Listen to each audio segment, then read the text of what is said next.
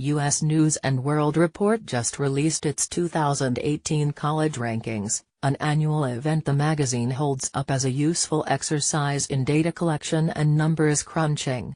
For example, the website says the rankings allow you to compare at a glance the relative quality of U.S. institutions based on such widely accepted indicators of excellence as first-year student retention and graduation rates and the strength of the faculty. And as you check out the data for colleges already on your shortlist, you may discover unfamiliar schools with similar metrics and thus broaden your options. So how does U.S. News actually come up with its rankings? What factors did it use to decide that Princeton and Harvard are numbers 1 and 2, as they have been for several years? And that Yale and the University of Chicago are tied for third, as they were in 2017, but that in the new 2018 ranking, the Massachusetts Institute of Technology moves from 7th into a three-way tie for 5th with Stanford and Columbia? Well, the magazine looks at a number of factors, some of which might give you pause about the ranking enterprise. Here are the key factors the magazine says it uses to come up with its lists: undergraduate academic reputation, 22.5% graduation and retention rates, 22.5% faculty resources, 20% student selectivity, 12.5% financial resources, 10% graduation rate performance, 7.5% alumni giving rate, 5%. Let's set aside the fact that the magazine is comparing schools with vastly different resources, missions and student populations, and let's not dwell on the fact that colleges self-report most of the data, though the magazine says it checks and double-checks with other sources. Let's look at some of the data used in the rankings. Take the undergraduate academic reputation. Here's what the magazine says about it: undergraduate academic reputation, 22.5%. The U.S.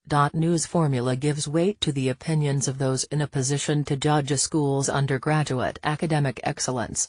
The Academic Peer Assessment Survey allows top academics, presidents, provosts and deans of admissions, to account for intangibles at peer institutions, such as faculty dedication to teaching. To get another set of important opinions on national universities and national liberal arts colleges, U.S. News also surveyed 2,200 counselors at public high schools, each of which was a gold, silver or bronze medal winner in the 2016 edition of the U.S. News Best High Schools rankings.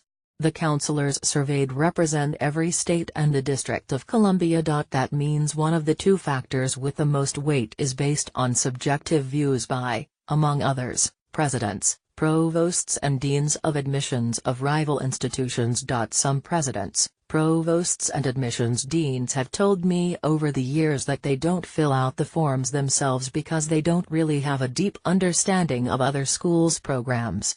And they doubt that many of those who do complete the survey possess a deep understanding. How many college leaders have time to investigate and then rank their competitors fairly? Counselors know about a lot of schools because they help students decide where to apply, but their jobs are to find the best student college fit, not figure out which school is better than the other.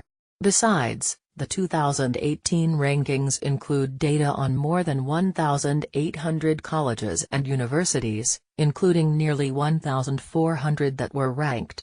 Counselors generally have a group of schools with which they are familiar and can't be expected to be able to rank the quality of a lot of schools. How valuable, then, is this important factor?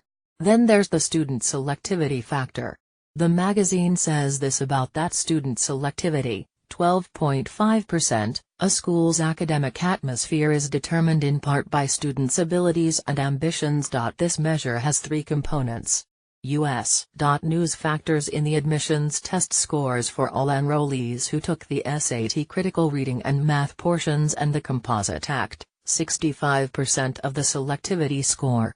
The notion that SAT and ACT scores can be seriously useful in determining a student's abilities is, well, slightly scary. Scores from these exams don't do a good job predicting how well students will do in college, and the SAT has been so troubled that it has reinvented itself a few times in recent years in an attempt at modernization.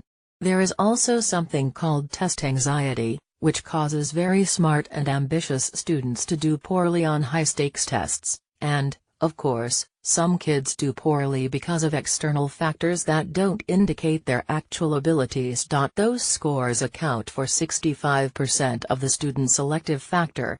25% of the student selective factor is the proportion of enrolled first-year students who graduated at or near the top of their high school classes. The tests are coachable, and, of course, people with more money can hire test prep.